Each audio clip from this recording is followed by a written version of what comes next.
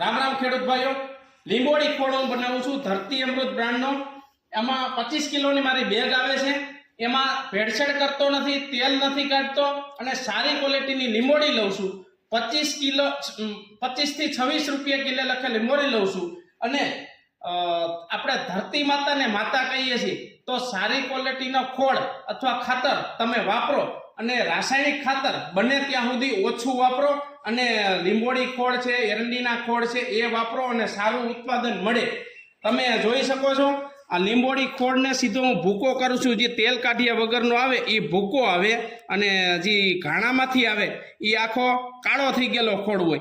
અને 25 kilo net વજન તો છે જ, પછી માથે 100 ગ્રામ, 25 કિલો 120 ગ્રામ વજન છે। સારી ક્વોલિટીનો ખોળ આપું છું। ખેડૂત ભાઈઓ, સારું ઉત્પાદન લેવા માટે સારી ક્વોલિટીના ખોળ વાપરો।